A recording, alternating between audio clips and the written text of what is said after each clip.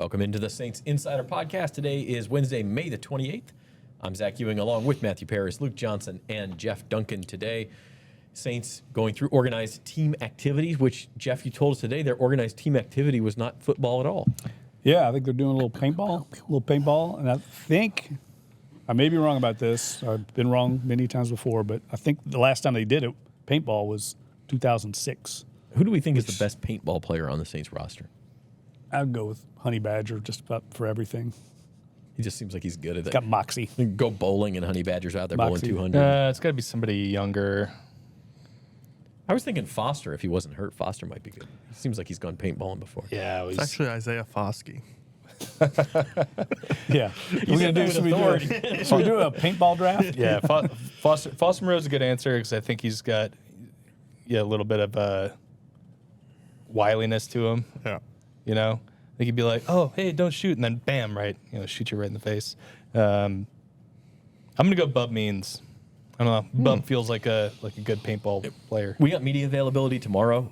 Can we do some intrepid journalism and find out the answer to this? Who's the best? Yeah. Who's What the the people want to know. Saints paintball player? Gleason was very good. The year in 06, he famously shot Peyton, eliminated Sean Payton. He hid out like behind a bush for like a long time and waited Peyton out. I can see Gleason like jumping out from behind the bush celebrated. and doing a flip and shooting in midair. And He like, celebrated. slow-mo. He celebrated taking Peyton down. It's pretty funny. I'm gonna call Trevor Penning the worst, just because he's such a huge target. It would be so easy to hit. Yeah. What's he hiding behind? Yeah. Not himself. Yeah, somebody else needs to hide behind him. Speaking of ranking things, we are doing that on today's show. We are ranking the position groups on the Saints roster. And this was a good idea. It came from Matt. And I think one reason it's a really good idea is because I don't think there's any sort of a consensus about this. No, it's, the way we did it too, we only did 9. We didn't do like interior versus tackles, like Safeties versus it's corners. just we just grouped offensive together. line. Like, Yeah. I think my rankings would have been a little different if we had done corners versus safeties, for instance. But, you look at some of the top end talent on this team and it's respectable, it's good. And then it drops off fast though. And that's when doing a set of rankings, it's kind of hard. Like, how much are you factoring in the depth versus the top end? And that's why I think the order is going to be pretty all over the place here. Yeah, and that's one of the things that I thought was interesting too. Is like we've spent a lot of time talking about like what they could use on this roster still, and I think all of us have said they could use receiver still. But I still feel like receiver is one of their better overall position groups because the two guys at the top are really good, and I think Brandon Cooks is okay as a third. Like they have good players there. I think they're missing an element to it, but it's still, I think, one of their better position groups and still something that you could see them adding to. I will do takeaways at the end, but I think one takeaway that we know going in is just like, man, they could use help everywhere, pretty much. Just about. Okay, so this is how we split this up. We actually have 5 of the position groups on offense and only 3 on defense. I didn't realize we did it that way until just now, but we did. So on offense, you have quarterback, running back, wide receiver, tight end, and O-line. On defense, you have D-line, linebackers, and we're grouping the secondary together, and the 9th one is special teams. And for purposes of this, the D-line includes the edge rushers, even though in a 3-4 defense, like those guys are standing up and could be considered outside linebackers, but like Cam Jordan, Carl Granderson, Chase Young, Isaiah Foskey, those guys are considered D linemen for this exercise. Yes. Even though the Saints just shared that video yesterday and it showed like Carl Granderson and Chase Young dropping back and the coverage looks so weird. It is going to be weird, man. Yeah, I know where I'm going if I'm opposing quarterback. Shout out Jack Del Rio. He did that all the time in Washington for Chase Young. Did not work well.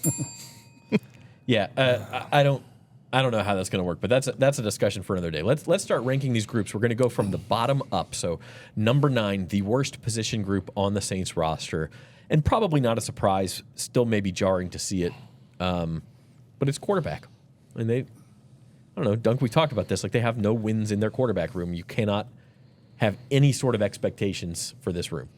Well, I mean, yeah, obviously there's some circumstantial situation. I mean, circumstances led to this, right? Derek Carr retires. You're kind of left with what you have in the quarterback room. There's not a lot of options, I think, for them to go out and get a veteran. So, yeah, I mean, it has to be the worst quarterback situation in the league just because it's so unproven right now. But you never know. Maybe one of these young guys steps up and steps forward. But right now, it has to be considered, I think, the worst group on the team. How do you think the Saints would have approached the offseason differently at quarterback if Derek Carr had retired on January 10th? I don't think they would have approached it differently at all. I don't think so either. Honestly, I don't think they would have been in like the Sam Darnold sweepstakes or, whatever. I think they recognize the need to get younger. Sounds funny. It's they drafted a 7-year college veteran, right? But look, they are an organization that's in transition. That was true before Derek Carr retired. It's true after he retired. They're giving themselves an opportunity to see what they have at quarterback. And yes, I think when I sent in my personal rankings, I had the quarterback as the bottom of my power rankings for the positions. But like I do think that there's an opportunity or a chance for it to be good this year. I just don't think you should be going into the season expecting that. It's tough for rookies, and the body of work that we've seen so far, limited, small sample size, hasn't been good. So you want to see what it looks like under Kellen Moore. Maybe it looks really good. And again, if it doesn't, and the ESPN FPI projections are right, and the Saints have the worst record in the league, then you know what? There's nothing stopping them next year from taking a quarterback with a top 3 pick. Yeah. I should have mentioned that the way we did this, we had all 4 of us sitting up here plus Rod Walker. So there were 5 sets of rankings that we did individually without seeing the others' rankings and ranked them 1 through 9. And then I did it like AP poll style, where if you had a first place vote, that was worth 9 points, all the way down to a last place vote was only worth 1 point, added them together and came up with these consensus rankings. 4 of us had quarterback as the bottom position group. Matt, you only had quarterback 3rd from the bottom. So not that that's optimistic, but what makes you slightly more hopeful? Well, this is where I kind of wish I had watched, like, we only have 1 practice of these guys here, so I wish I had a little bit more information to go off of. But I just think it really comes down to, I think other positions are more of question marks. Like, as much as there is an unprovenness about the quarterback position, I don't necessarily have questions on who it will be or how will they do versus like corner, I think, or secondary, I think has the potential to go either really boom or bust. And so I put quarterbacks 3rd to last just because I'm not as concerned about it. Like, it'll be either good or bad, or like average or bad. Like, I just don't think that there's like that much. Like, I think tight ends, for instance, tight ends was my last. Just from a pure talent perspective, Taysom Hill and Foster Moreau, probably your 2 top tight ends last year from a production standpoint. We'll talk about Juwan Johnson in a second.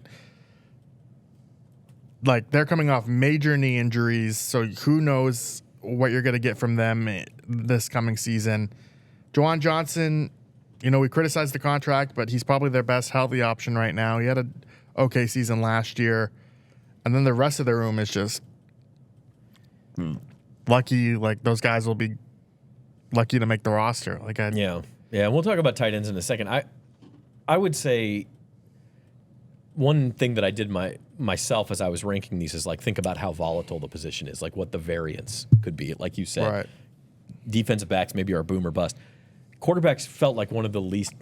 I'm not saying they're definitely going to be awful, but it just feels like there's a limited ceiling here. Like there's only so high up they can climb, unless Tyler Shuck is just a revelation. Right. I mean, like there is a small chance, right? There's a small chance, like everybody was overlooking him because of the injuries and the time he spent in college or whatever, but turns out he's actually just a really good pro who's with the right play caller and it all looks really good from the beginning. Like, there's definitely a chance that happens. But like the most likely outcome for all of these guys as young quarterbacks is that they struggle. I mean, it's just the nature of the business in the NFL. It takes guys a while to get to where they're supposed to be. It is so rare for a Jaden Daniels to happen or a Patrick Mahomes to happen, and Mahomes obviously sat a year, but his first year, I think he won his MVP in his first year as a starter. That is so rare. The most likely outcome is that they are, like Matt said, best case, they're average quarterbacks, and the worst case is they're really bad. Because the second best quarterback in last year's rookie class was probably Bo Nix, who struggled the first half of the year pretty considerably, and then he picked it up as the season went on. And I think he probably ended up with better numbers than Caleb Williams. I'm saying that off the top of my head. But, like, I feel like Bo Nix is more of the Tyler Shuck ceiling than he's not going to beat Jaden Daniels. Yeah, like I think you're counting on Shuck or Rattler to be Dak Prescott or something. If you know what I mean? Like, and it happens every once in a while, but it's very rare for you either take a quarterback in the first round or you get lucky with Dak Prescott or Tom Brady or somebody. But for the most part, those guys go in the first round or they end up on the kind of Sam Darnold type train where they develop later, Geno Smith. But for the most part, it's very rare. And I think the one thing I did consider in the rankings, maybe wrongly, but is the investment the club made in those positions. And it's I think probably by far the least investment of any, with draft capital. But a lot of that has to do with they didn't have any other options really. So, okay, we're going to move on to our 8th ranked position group, so second from the bottom. And Matt, you talked about it a little bit. You had them at the bottom. That's the tight ends. This is where you start to get into this variance. Jeff, you had the tight ends 3rd on your list. yeah I'm higher on them than most people. Why is that? Well, I mean, a lot of it was based on Taysom Hill. I know he's coming off a major injury, but I'm on Team Taysom, man. I think when he's healthy, I think he's one of the 2 or 3 best players on the whole team. So I kind of used that.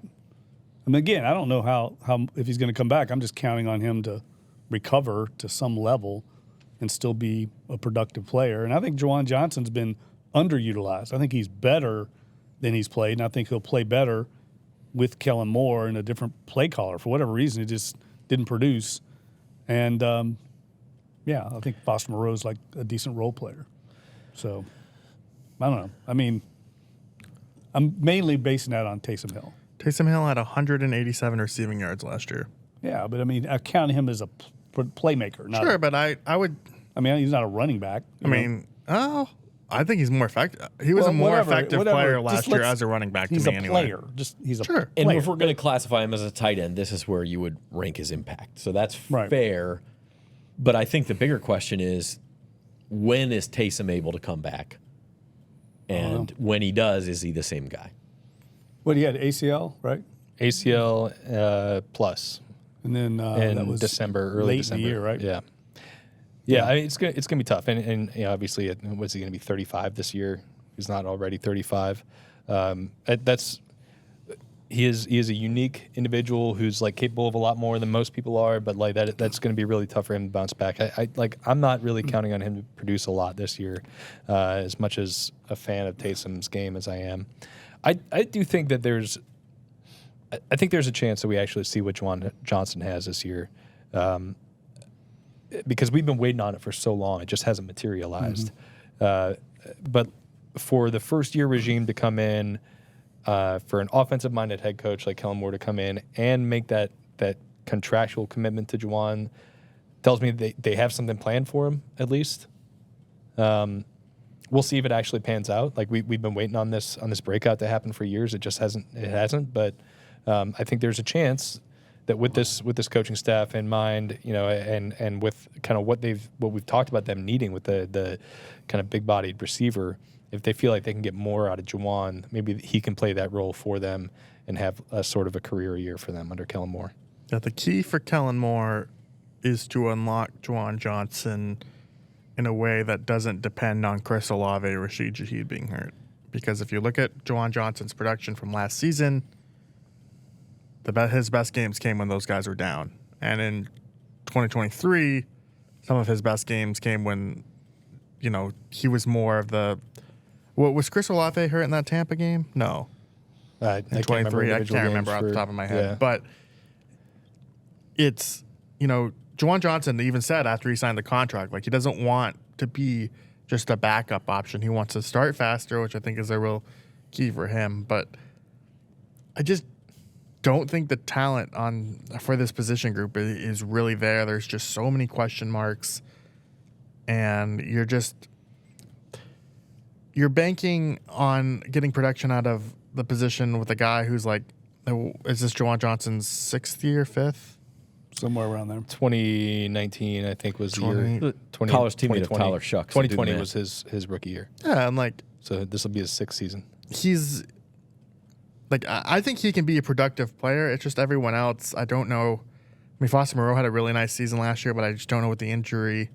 Same with Taysom, and then we're talking about Jack Stoll. Maliki Matavao, Michael Yeah. Jacobson, Dallin Holker. I Dylan think it's Holker. interesting that they didn't really address it at all in free agency. I guess. Yeah, I mean, Jawan was the way guy. they addressed it. Yeah. So they must have some confidence. Yeah, and I don't think there was a ton out there in free agency either. Yeah, it wasn't I think great it was Evan Engram was like the big free agent target outside of him. You know, Jawan. I think Jawan might have outpaced him contract wise. Yeah, I think that between the 2 points that you guys made, Luke and Matt, can Jawan be? We talk about how the receiving room is missing a big body, a possession target. Can Jawan be that guy in this offense? I mean, that's if they can unlock that, then all of a sudden you may have something here. Yeah, I think it was 2022. He was like his breakout year. I think it was like his first full year at tight end. I think they got some of that out of him, and they just haven't gotten him to be consistent yet. And I just think that they saw something there that they like with Kellen Moore and this offense. I think there's a chance, but again, we're talking about stuff we haven't seen, and then the rest of it, there's big question marks. There's big question marks about Taysom, Foster Moreau, and everybody else they have grouped in there. And Jawan is not like your traditional wide tight end, your inline tight end, even though he's gotten much better at blocking. So it's just a room that I think has more questions than answers right now. In 2023, that Tampa game, Chris Olave and Rashid were playing. So They were playing. they were playing. They were playing. Yeah. So I mean, it can be done. Obviously, we know it can be done. It's just a matter of can the Saints unlock it. So moving on to our number 7 position group. This one is grouped together as the secondary, so both safeties and corners.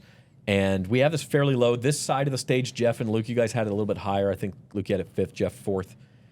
The three of us, Matt, myself, and Rod, were a little bit lower on the secondary. It all got very close. In kind of 3 through 7, you can kind of throw them in a hat. I mean, it was all within a couple points of each other. And I think that's where we're at, right? But the secondary is interesting. They added Justin Reed. He was their biggest outside free agent spend. So you feel better about the safeties. But, man, if you look to a couple years ago, and this was an absolute strength of this team and strength in this league, Luke, now you subtract Marshawn Lattimore, you subtract Paulson Adebo, there's a whole bunch of you better prove it. Yeah. Yeah, and again, it's like, we haven't seen it consistently out of this group. You can see the potential for it to be good, but a lot has to go right. Quincy Riley has to be a player. Tyrann Mathieu better not fall off. Maybe they can use him in the way that he always thought he should be used in this defense. We heard a lot of him last year saying, I came here thinking I was going to be something else, and I wasn't.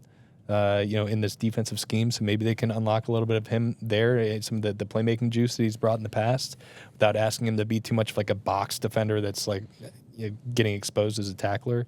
Maybe Kool-Aid McKinstry takes a step forward. He was really hit and miss as a rookie, but he was a guy that a lot of people liked as a first-round pick. Maybe Brandon Staley is really able to unlock Alontae Taylor. Maybe. I think the only thing I feel really, really good about in that secondary is Justin Reed. But then again, they also have to stay healthy. So they just don't have enough bodies there. I mean, Ike Yadam as your 4th corner is fine, but that's one injury away from him being in the starting lineup. And then that's one more injury away from starting, I don't know, Rico Payton. Ugo Amadi. Somebody off the practice spot. Ugo Amadi, I guess. They could play him in the slot and whoever's not injured play on the outside. But I still think that this is a group that has some nice players, but again, a lot of questions, and it's an area where you think they could still possibly address it as we get closer to training camp. So we think Alontae's going to play in the slot, right? That's okay. Yeah. I think he's going to be the kind of in the star role. I think he needs to have a big year, and then the other guy you mentioned, Luke, and Jeff, you can chime in because you had him ranked pretty high in this area. I think Kool-Aid McKinstry's better take that step because you can't really be a good secondary without a corner you can rely on at times in man coverage.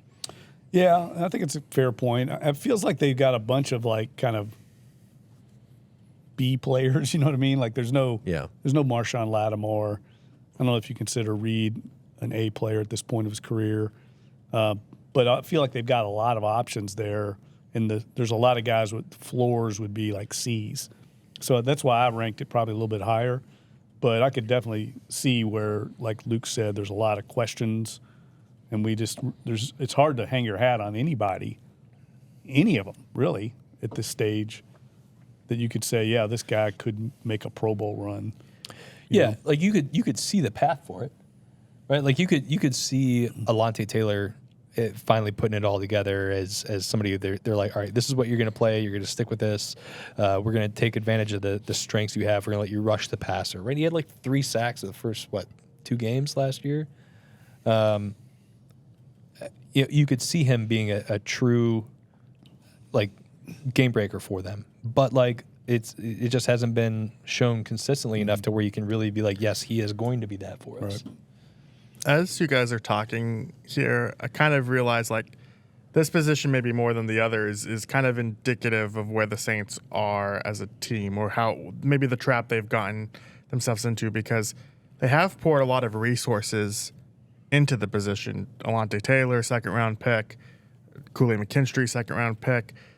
They just haven't taken those step forward. Now it's younger, still early in McKinstry's career, but even a guy like Jordan Howden, nice 5th-round find, but is he going to be your starting safety opposite Justin Reed? Like, I love the guy, but Tyrann Mathieu' play last year, concerning it at some points. Like still produced turnovers, which was really good. The tackling was a mess, and I just that is where you hope a new coaching staff comes in and maybe tries to incorporate some different things, because he was not the type of player. Like, I think of like the older guys, his play maybe declined the most from like where we thought he was at the beginning of the season versus the end of it. And so I don't know. That's a spot that I just don't like. I think it's partly why they went out and signed Justin Reed rather than just try and bring back Will Harris or something. I am before we move on from this, I am interested to see what Jonas Sanker becomes. Oh yeah, for this team. I don't think we can write off the 3rd-round pick as having an impact on what they do. I don't know exactly what that's going to be. I wouldn't be surprised if they played some 3 safety dime looks like they've done in the past. Especially they can do that against some heavier formations, even, you know, because I think Jonas Sanker is a really good player in the run game, so he can give you some versatility there with what you do schematically, where you can have a lighter defense on the field that is okay against the run. Just to wrap things up here, I think they've got solid NFL players in this position group. Like Jeff said, some B players, some C players. You know, you're going to face some offenses. Chicago, Rome Odunze and DJ Moore going up against you. Tampa Bay, Mike Evans and Chris Godwin. Devontae Adams with the Rams. You know, even Ted McMillan in Carolina. Like, I don't... Do they have the horses to run with those guys? I just question it. I do think, though, that like... I don't necessarily think it matters as much if this defensive scheme is what it has been under Brandon Staley. I don't think it necessarily matters as much that you have like your alphas at corner in this one versus what they were doing under Dennis Allen. Like, they're going to be running like a lot of like match zone where they'll play some man, but they'll be in zone a lot. And yeah, there was like that famous quote from Mike Zimmer where he's like, I can find a cover 2 corner in a 7-Eleven. You know, like. The most important part is your front getting home, and the scheme will kind of make up for some of the talent disparity. I just think that I'm worried more about it from like a depth standpoint, where we've seen this group over and over again throughout the years get hit hard by injuries, where even when they were really deep, just they didn't have enough guys there because Marshawn was missing 6 or 7 games a year, and Paulson Debo broke a leg, and he had ankle issues and all this sorts of stuff. Kool-Aid McKinstry missed time last year with injury. So Yeah, that's more of the concern for me. But I think some of the scheme stuff that they're going to do is going to help them navigate the talent a little bit better. Yeah, that's a fair point because you have to the Dennis Allen offense. A lot of times, our defense, your corners would be left on an island. Right. That's not going to happen as much. So that is a fair point. But speaking of the front seven, our next position group, number 6 on the list, is linebackers. And again, not including the edge rushers in this group, even though they may drop back and be stand-up edge rushers from the linebacker position at times. But we're mostly just talking about the interior linebackers. So your Demario Davis, your Pete Werner, your Danny Stutzman, Willie Gay. Those Willie guys. Gay's not on the team I'm anymore. sorry, not Willie Gay. Yeah, so we're talking about like DeMarco Jackson. Jalen Ford, DeMarco DeMarco Jackson, Nephi Sewell. Drops off pretty quick. Yeah. Maybe they need Willie Gay. I don't know. He's in Miami now. Jeff, you were kind of low man on this. I think you had linebackers 8th. What concerns you Well, about this yeah, group? I just think like DeMario's play, I think, has dropped off. As anybody would at his age at that position. You think he's still solid, but there's just, again, it feels like all these. When I was rating them, it felt like each of these position groups almost felt like the same to me once you got past the top 2 areas.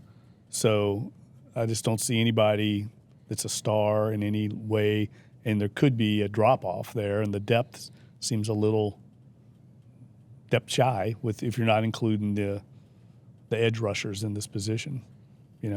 Maybe Danny Stutzman steps up.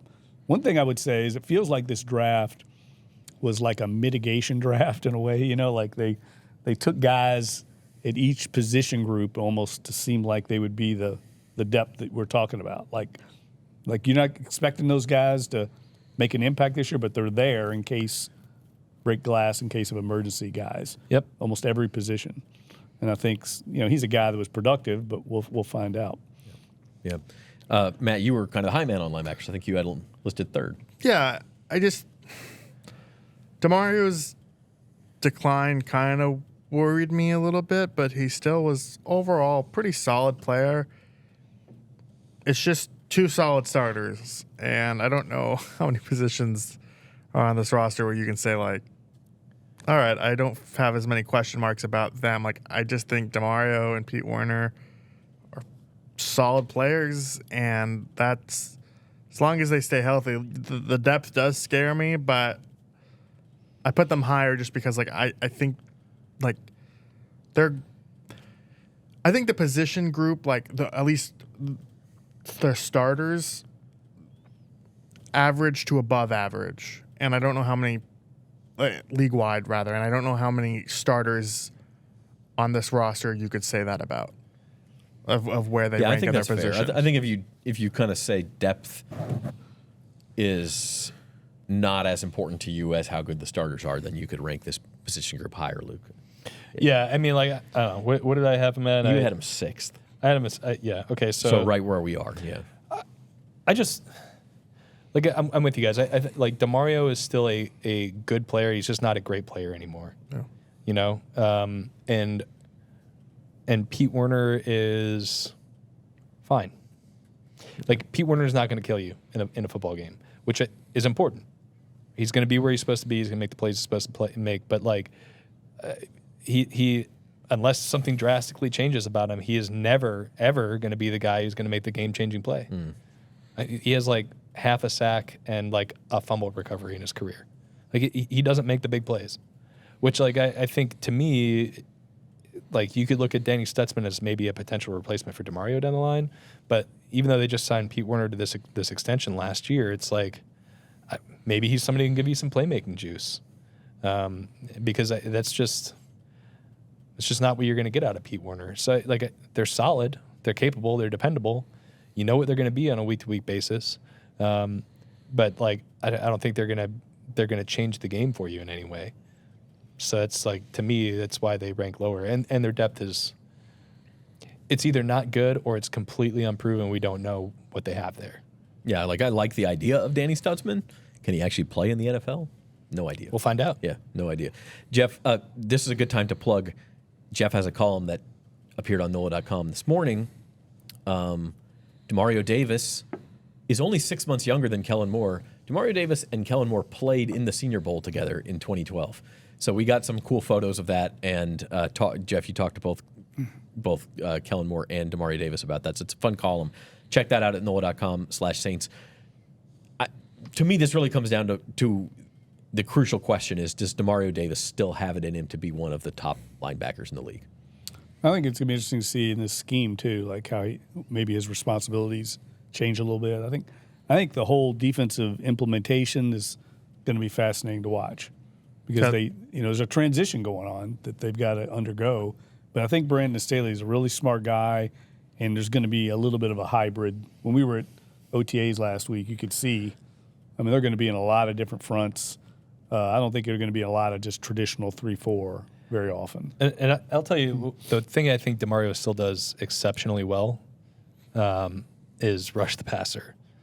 And I think there's a chance we see more of that this year. Like when he's going north and south, he's still a very good player. When he's diagnosing plays and getting into the gap, he is still got the juice. Still an excellent player. He made a bunch of tackles for loss last year. It's when he's going side to side, sideline to sideline, which is where he was really great for a long time with New Orleans. I just think he's lost a step there. And that's where if they can get him out of doing that as much, he's not as good in coverage as he used to be. But if they can get him going north and south and rushing the passer, I think he can still be an excellent player in the league. But it's just he's not what he used to be. But I will say I think this is where his experience will help him because if you think about Demario Davis early in his career, he actually struggled in 3-4 schemes with the Jets and the Browns. Yep.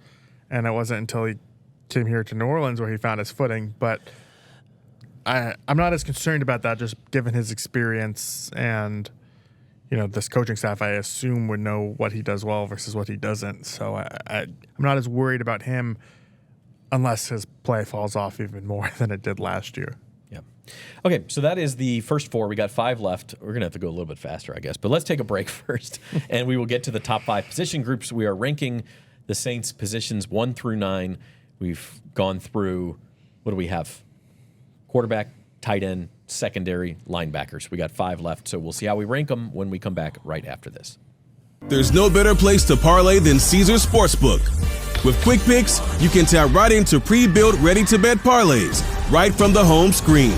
And if you miss tip-off, no worries. You can play same-game parlays live during the action. Plus, it's never been easier to find and bet on the biggest matchups of the day, so you can keep up with all the action. Caesars Sportsbook, proud partner of the NBA and the only sportsbook app with Caesars Rewards. Download it today.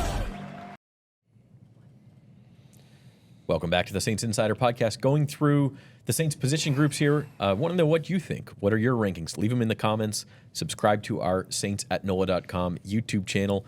And smash that like button while you're down there for us. Smash it. Smash it, as the kids say. Hit the like button. Let us know what you think. And we'll have more shows for you throughout the offseason here.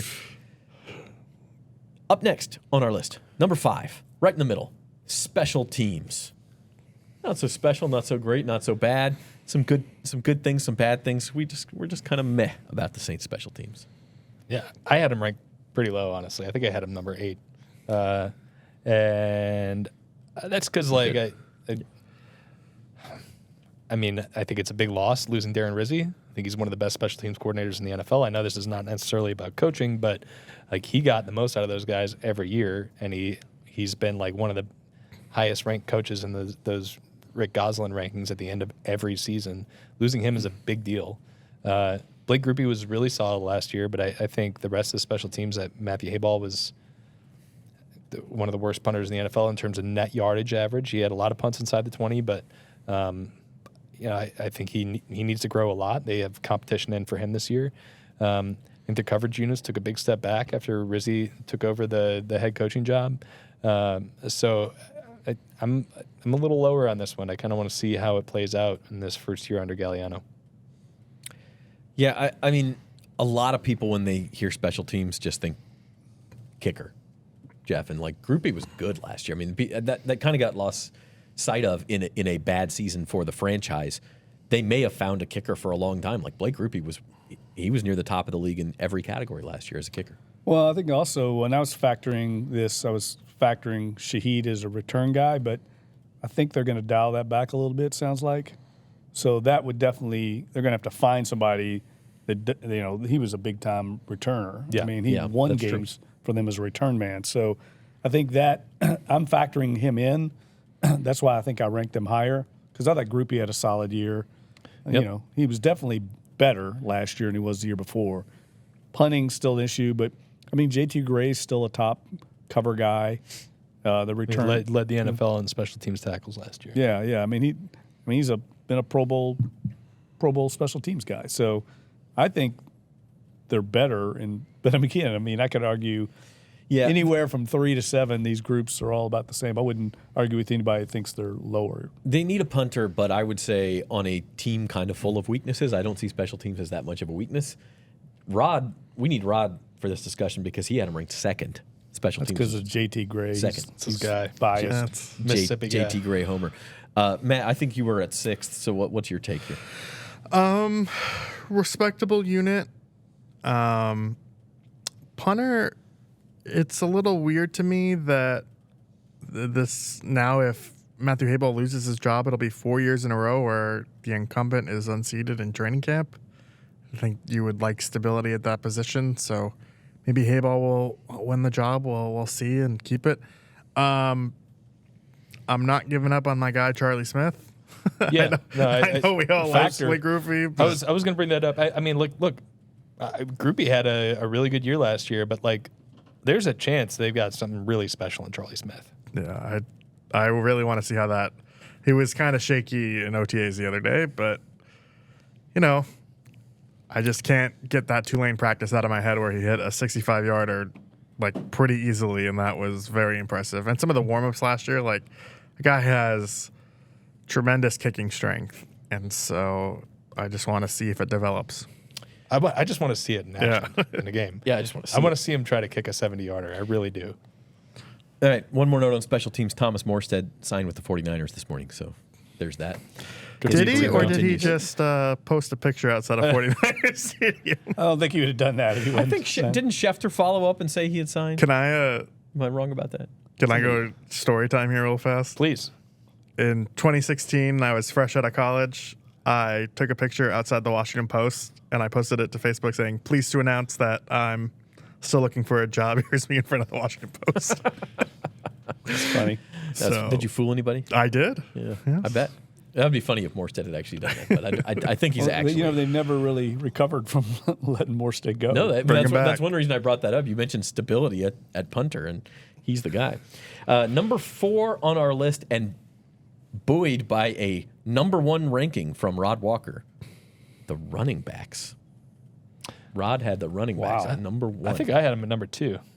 Okay, well then you can speak for the eyes here. Yeah. Okay. So, look, I understand he's going to be turning 30 this year if he's not 30 already. Alvin Kamara is coming off the best year of his career. They're not going to be running that wide zone scheme, which probably helped him out a lot. I think he was really good at that. But I think Alvin Kamara is still a very good player. And I think Kellen Moore will find ways to get him involved and get him the ball. I don't want to buy too much into Kendra Miller, but when he was on the field, it looked really good. When he was on the field, it looked really good. And if he can stay healthy, awesome. And if not, understanding that he might not stay healthy, but he probably won't stay healthy. But if not, I really like Devin Neal. I think they got a steal in the 6th round with him. I think he has a chance to make the team and contribute. And then their 4th running back in the roster is Clyde Edwards-Helaire. Pretty good. Yeah, I think they have 2 guys in their top 4 who have been proven players in the NFL level. One really intriguing rookie, and one guy who's been hurt his entire career. But when he's on the field, it looks really good. I think that running back group, especially behind this offensive line, which we will talk about, I think has a chance to be really, really good this year. I don't hate it, mostly because I think on a roster that is just void of difference makers, guys who can actually go make you a big play. Alvin Kamara is one of the few that's left. So I like that. They do need somebody to step up behind him, and you were rolling your eyes at the Kendry Miller. Like the Saints need a sign up. How many days since the last workplace accident? How many days since the last Kendry Miller injury? Because last year it just zero. Just Actually, never made it a day. I was saying stop it, not because the guy gets injured. Like, I don't want to pile on the guy for getting hurt. Like, that's, he can't help that. Oh, man. If you ask Dennis Allen, When he you could. pull in, when you pull a hamstring the very first day of training camp, Yeah, maybe you can't help maybe that. you could have done. I don't know. I mean, again, I'm more sympathetic to the injury stuff. This is why I'm like out on Kendry Miller. We'll see. But last year, Darren Rizzi gets the job. It's a clean slate. Here you go, pal. Great, I'll do it. And then what did he do? He got benched in the Packers game. I saw the same arc that happened with Dennis Allen with Darren Rizzi, where we're going to give Kendry Miller a shot. We're going to go, oh, why isn't he on the field for these crucial downs? And you just saw his playing time dwindle. And I don't know. I just think there's a there of why this guy wasn't seeing the field. And if the coaching staff can unlock that, great. But in terms of this being the second best position group on the roster, no, I'd had them fourth. Yeah, but I mean, like, I think what I'm getting at is, like, if it doesn't work out with Kendry Miller, I still feel pretty good about the other guys they have in that room. That's fair. Like, and if it does work out with Kendry Miller, I think it can be really, really good. He's a talented player. I'm not denying that. Alvin was outstanding really last good. year, despite the fact that their quarterback situation was a mess and the offensive line was dealing with injuries and they had no receivers and everybody knew what was coming. Like, I think he was awesome last year. He would have had 1,000 yards if not for that injury at the end of the season. So I think the best case scenario for me is if they don't have to lean as heavily on Alvin and they can get Devin Neal involved and they can get something out of Kendry Miller and they can have like this three-headed running back committee that takes some pressure off those quarterbacks, because I think they have a chance to be an actually decent, fun running game. Jeff, you were low man on the running backs. You had him ranked 7th. So give us the other view. Almost here. had him 8th. Last minute, I switched it. Yeah, I'm not as high as everyone else is. I don't see it. I didn't think Alvin was awesome. I think he was good last year. I mean, he wasn't even the top 15 rushers in the league. And I don't think anybody behind him's proven anything yet. I mean, Clyde Edwards-Helaire got let go by the Chiefs. They're a Super Bowl team. When guys get let go, like Willie Gay, you see what happens, right? Yeah, but he's their fourth running back. Well, I know. But, I mean, I just feel like we have no idea behind Alvin. And I think Alvin's a good player. I don't think he's a great player at all. He's a good player. And again, we've talked about this now for a couple of years. He's at the age where running backs typically tend to slide a little bit. He's got a lot of mileage on those legs. The best thing he did was, I was thinking, the most touches he had in his whole career last year in a season. There are some running backs who turn 30 and you go, yeah, but they haven't had that many touches. Alvin Kamara's had a lot of touches. So at some point he will start to decline. If it's this year for the Saints, that's bad news. But I do think you're right, Luke. Like if Kellen Moore and his scheme can unlock this running game and the O-line, which, spoiler alert, is in the top 3 of these position groups, I think that's the strength of this O-line. It's going to be run blocking. So, maybe you don't need some Hall of Fame running back there. Maybe you just need some solid guys and we'll see production. Yeah. Alvin had 1,500 yards from scrimmage last year, by the way, in 14 games. I think he was great. Yeah. Considering everything else was going on around that offense. That Cowboys game was fun, man. He was awesome. Yeah. In that game. All right, number 3, as we move into the top 3, wide receivers. A group that we've been saying the Saints need to add to all offseason, and we ranked them number 3 in our position ranks. Again, that kind of goes to show you where this roster's at. Well, but I'm gonna push back on that a little bit, because I don't think anybody's going to argue with the top end talent they have. It's really good. Like Chris Olave and Rashid Shaheed, from a pure talent perspective, are really good and fun. I think they're just missing a component to their receiver room, and I think there's serious questions about whether those guys can hold up. But like, if you're talking about like who are two of the most dynamic 1-2 receivers in the NFL when they're when they're fully healthy week one. Like I don't think there's a lot of teams that give you more juice than what the Saints have, and they're 1-2 with Shaheed and Olave. Like those guys are awesome. They're just questions about it. That's the point. Is like there's this giant red neon sign of if healthy. Like if these guys can stay healthy.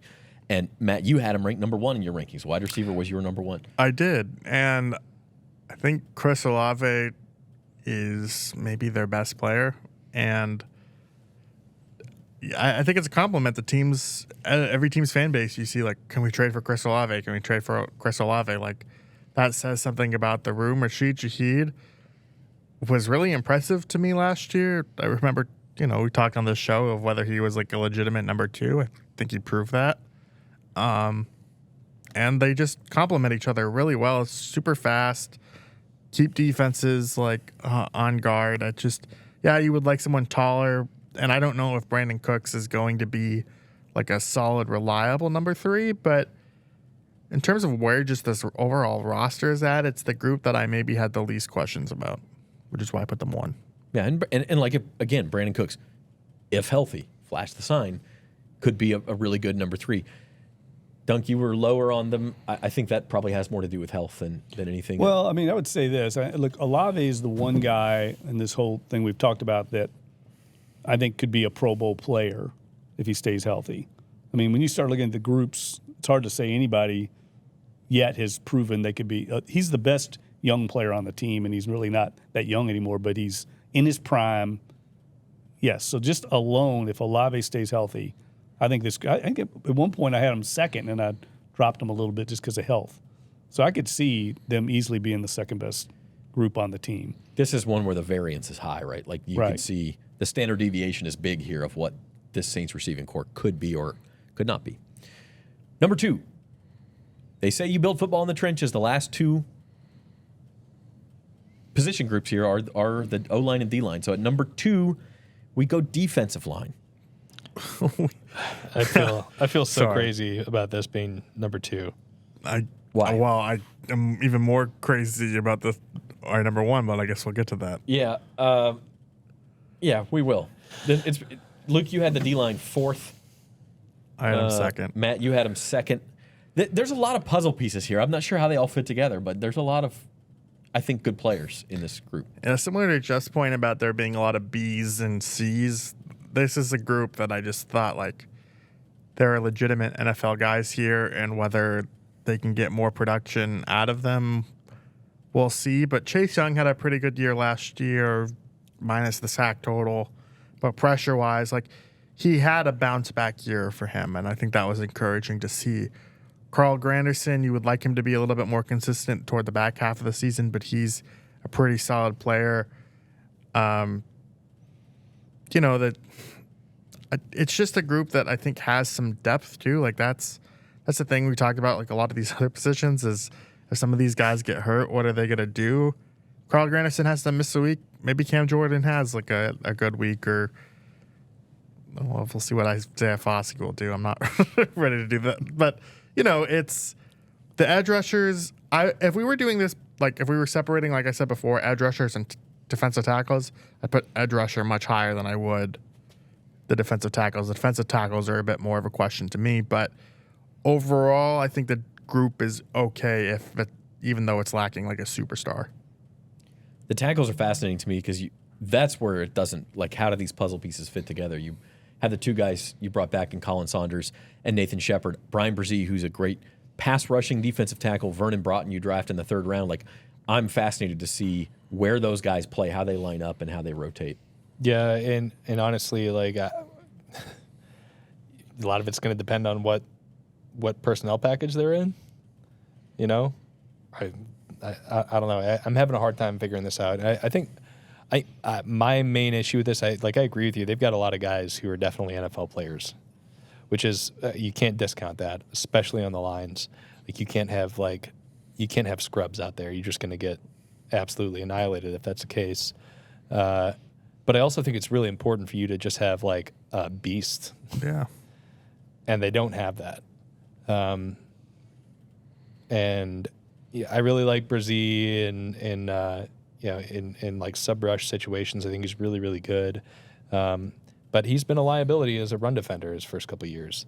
Cam Jordan has not given you much as a pass rusher. Carl Granderson has been like super inconsistent as a pass rusher.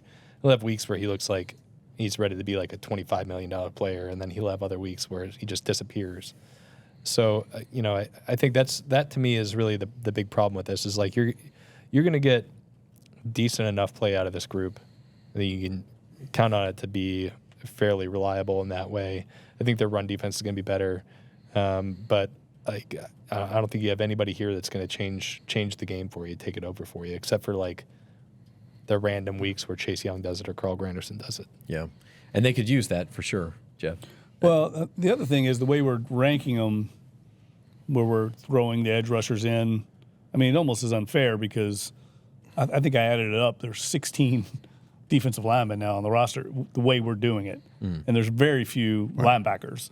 So just by sheer volume, quantity over quantity, there's just more options for depth and somebody to step up. But the other thing that I think is important is they've invested more. I mean, you've got more first-round picks. Chase Young was a first-round pick.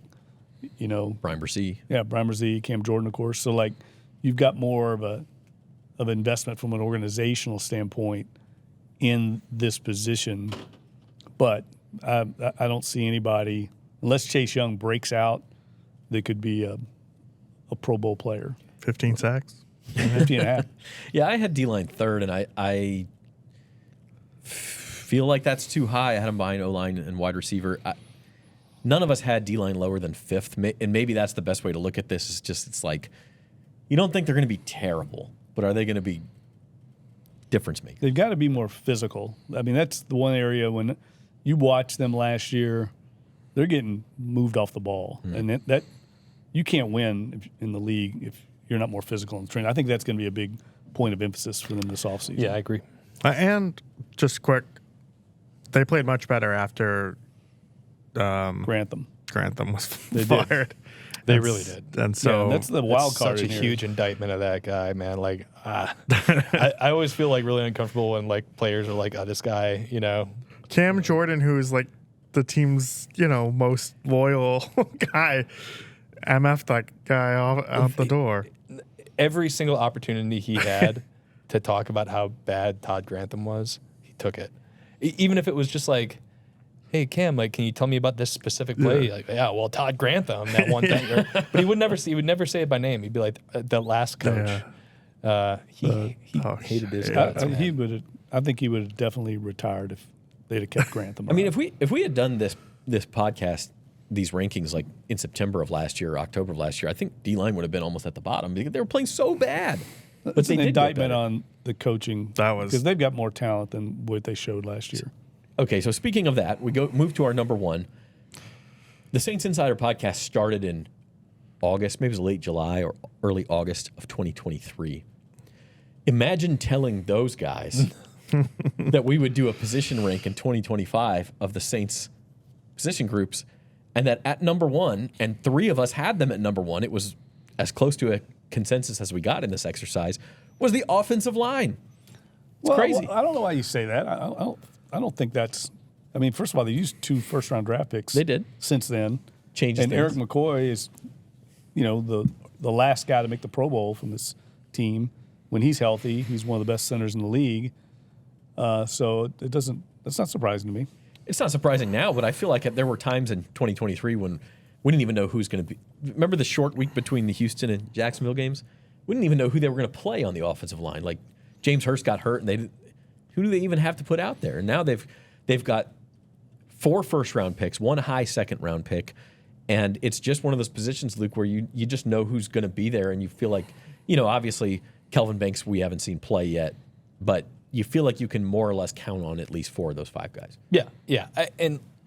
I want to point out, like, I knocked the quarterbacks for not having any experience, and then I ranked the offensive line number 1, even though like all these guys are going to be playing new positions or are completely new to the NFL. But I still feel pretty good about it.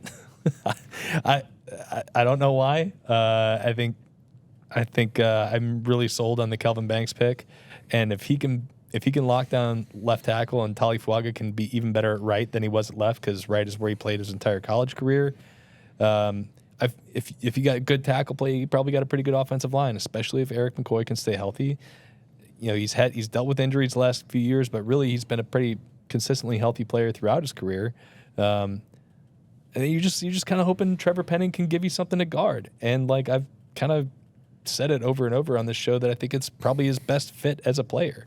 It was like I was really like personally just thought it was finally time that they put him there at OTAs last week. So I just think that there's a lot of projection going on here, but like the talent they've amassed there, along with some of the like low risk depth signings they've made with guys who've played a lot of football, and Dylan Radens and Will Clapp. They brought back Landon Young, who's played a lot for him.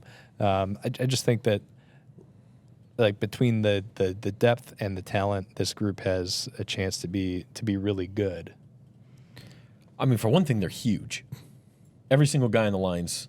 Well, what's McCoy, like 305? He's probably the smallest. He played at like 308 last year. I think Ruiz, just by the eyeball test, seems the smallest.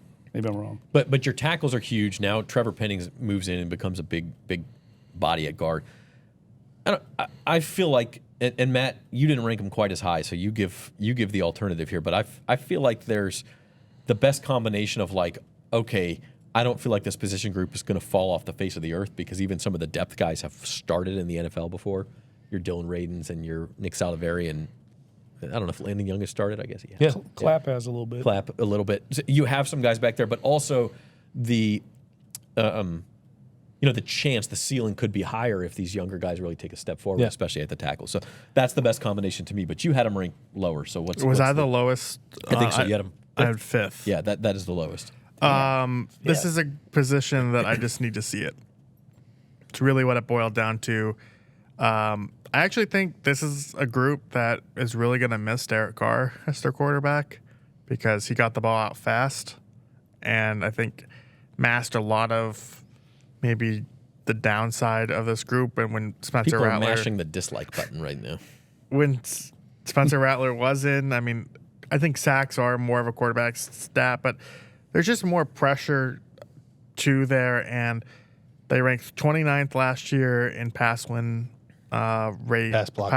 rate rather, and they were better in the run game, but I think they're going to miss that zone scheme a little bit, and I just really skeptical of Trevor Penning being like a starting caliber guard. We'll see how that goes. Why are you skeptical about this?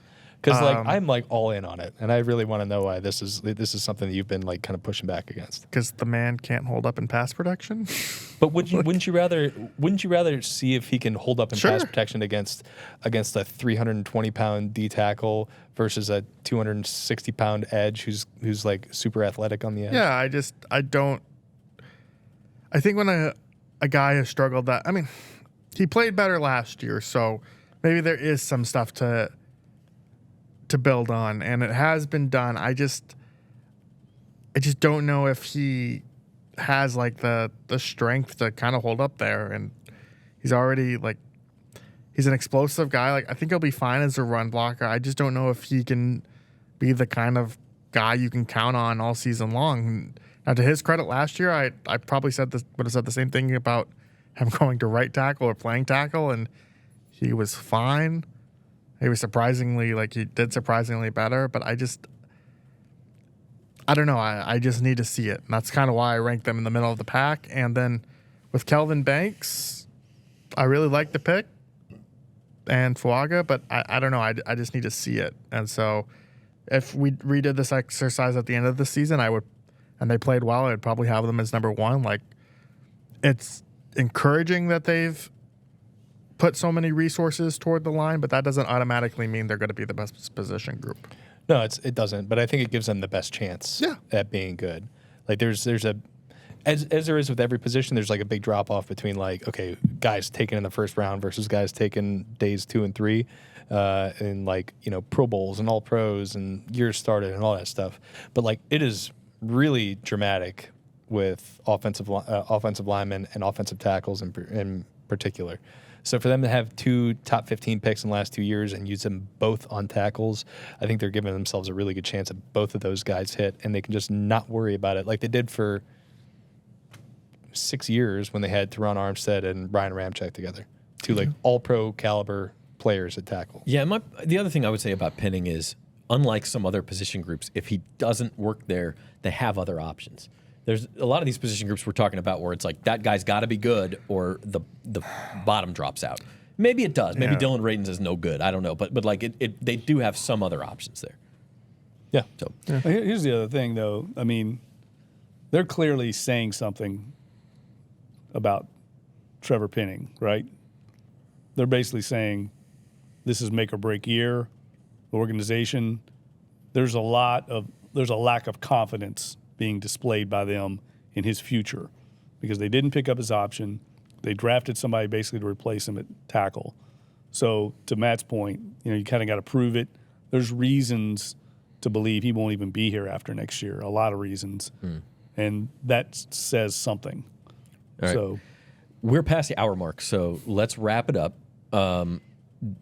Quick takeaways from this exercise, guys. Like I think we all knew that there was going to be some difference in the way we ranked. There were some pretty big differences. There were also some similarities, but Saints, okay, you could take it away and say they're building in the trenches. That's the right way to go. I think you could take it away and say, I'm not sure they're good anywhere if you're ranking the O-line number one, but what was your takeaway? Yeah, I think to me it's just there's like some homogeneity across this roster where I don't really feel really good about any particular position. I think I had wide receiver 2 in mind, and it's like a position I've been wanting him to add to, and that's just kind of what it felt like when I was doing this throughout. And maybe I'll feel a lot better about this if their quarterback pans out,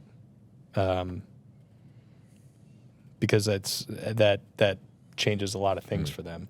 But the actual like roster as a whole, like I don't think there's any truly exceptional group on this team. Jeff? Well, I think Luke's point right there was exactly what I was going to get at. I mean, this is a quarterback-driven league, and we have no idea what the level of quarterback play this team's going to have. When you have a great quarterback like Breeze, he elevates like everybody else. Yeah. I mean, you can ask the offensive line. I mean, the Saints had really good offensive lines, but he made them a lot better. I mean, Zach Strief would probably look a lot worse if he were playing with somebody besides Drew Brees. So I just think that's going to be the key to the whole team. If they get good quarterback play, I think everyone will play better. But it's just so – the fact that we're ranking quarterbacks last says a lot about maybe the fortunes of this team. As much as you like O-line and D-line being up high, quarterback last is not good if that's the way it comes out. Matt? For me, it boils down to question marks, and there are a lot of question marks on this roster, and your ranking will depend on how big you feel or how worried you are about those question marks. So for me, I have a little bit more questions about offensive line, and I need to see it more. So I put them in the middle of the pack. Receiver, there are some questions, but I think the top-end talent makes it feel okay, so I put them first. Like, it's just this roster, you just kind of have to be like, what can you be comfortable with versus what are you nervous about? And I think that really informed my rankings and, frankly, all our rankings. All right, we did it. We ranked the Saints position groups. Let us know in the comments where you agree and where you disagree, and we will be back next week with more Saints Insider. Norman Bell's on vacation, so a big thank you to Amelia LaCour for filling in. He's Matthew Paris, Luke Johnson, and Jeff Duncan. I'm Zach Ewing. Thank you for watching the Saints Insider.